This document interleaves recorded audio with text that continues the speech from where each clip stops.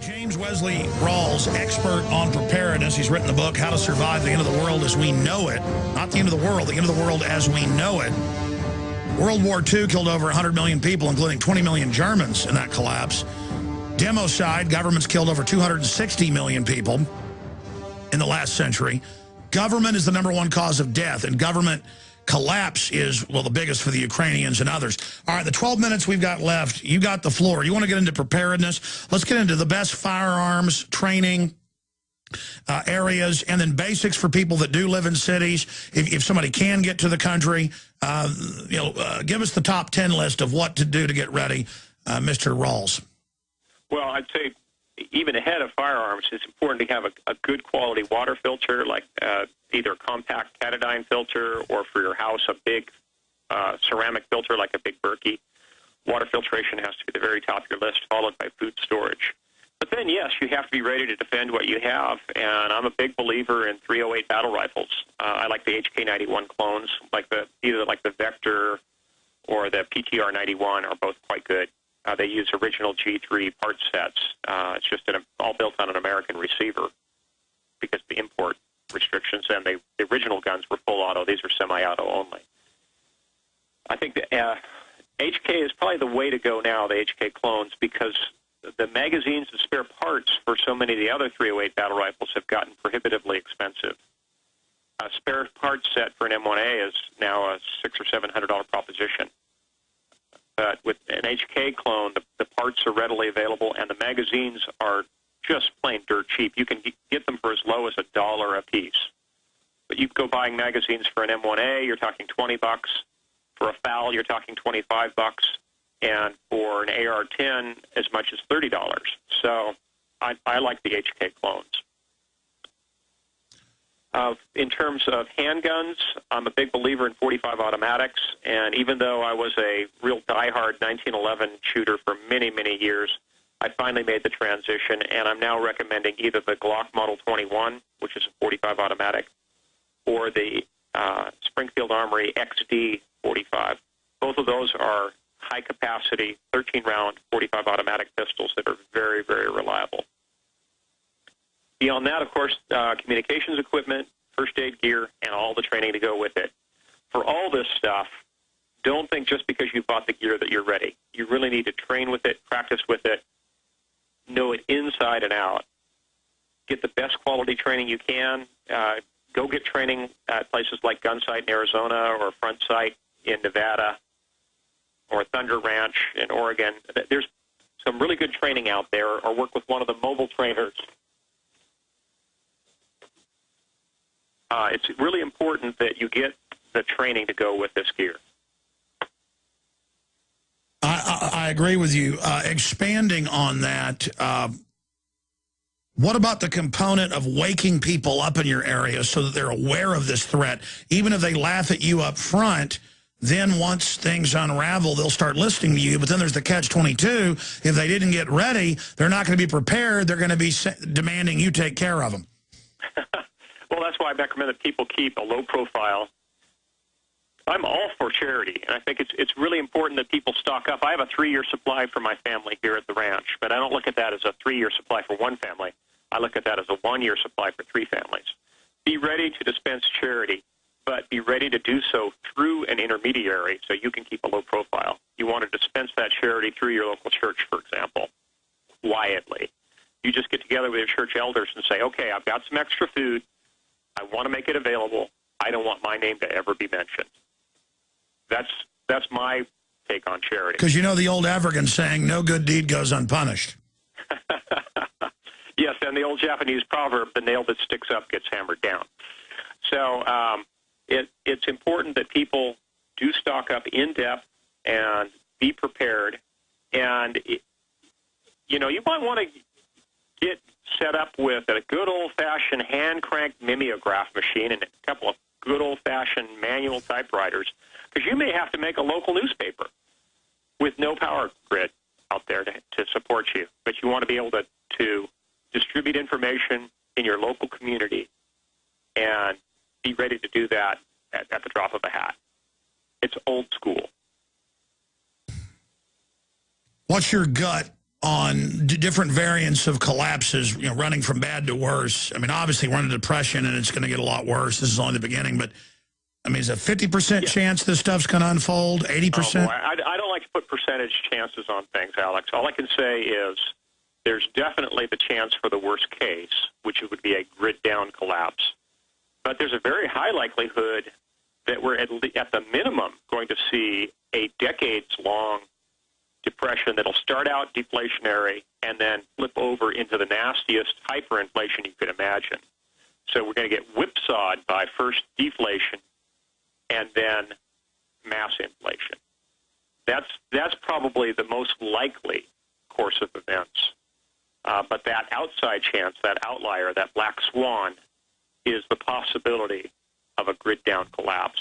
And if you're prepared for the absolute worst case or a grid-down collapse, then you can take anything lesser in stride. Don't let me interrupt. Continue with how people get ready. Well, I suggest that people study up as best they can. Yeah, I like selling copies of my book, but people can get to my blog and dig in through the archives free of charge. Again, it's survivalblog.com. There's thousands and thousands of articles, all available free of charge. Dig in. You have no excuse. I mean, even if you're unemployed and have to use a library computer, you can get on the Internet and dig in and research this stuff. Stock up to the best of your ability, as best as your budget will allow. Team up with like-minded people in your church and your neighbors, your family members, whoever. Do so quietly. You don't want to start some enormous local organization and put a target on your back, but very quietly team up with your neighbors, stock up, train, cross-train with the skills that are available within your group. There's probably someone who's prior service, military. They can teach, small unit tactics and things like NBC. You probably have people that are firefighters or former firefighters that can teach everything from CPR to how to save a house from burning down. Even the oldest member of your local community that's in your group probably knows how to do home canning and all those old-fashioned skills. And they, again, can cross-train everyone else. It's all a matter of teamwork, and it's a matter that you need to start with prayer. Sit down and pray about it. If you feel convicted, get prepared, study up, take full advantage of the free resources that are out there, and do the very best you can to prepare for your families. Author of Survivors, James Wesley Rawles, is our guest here for just a few more minutes. He'll be back with us on the InfoWars Nightly News Friday. I would add I've done deep research on the very best gravity-fed stainless steel water filters out there, and I have chosen the ProPure as the best for my family. The others are great as well, but it's heads above. And by the way, we do sell those, and then it also supports our news operation when you buy the ProPure filters at Infowars.com. That's in the preparedness section. I never even talk about those. I should more because they're amazing. They're bigger, they're better, they're impregnated with colloidal silver. ProPure water filters at Infowars.com. In the few minutes we've got left, obviously Friday we'll go through your blog and go through some other areas. It's just that, looking at this, with the whole depression we're seeing, it's good to just have storable food in case things continue to collapse because you'll at least have food. Sure. I often like to say that storage food is not just for the worst case, not just for a disaster. It's also for personal disasters. What if you get laid off? You're out of work for 6 months. Well, food is one item you're not going to have to worry about. You'll always have food on the table. Also, by buying in bulk when you buy your storage food, you're eating cheap. If you buy rice in little 1-pound packages at the store, you're paying 5 times the price you would pay if you buy it in the 50-pound sacks. So buy the 50-pound sacks, get some 5-gallon food-grade plastic buckets, and bucket it up yourself.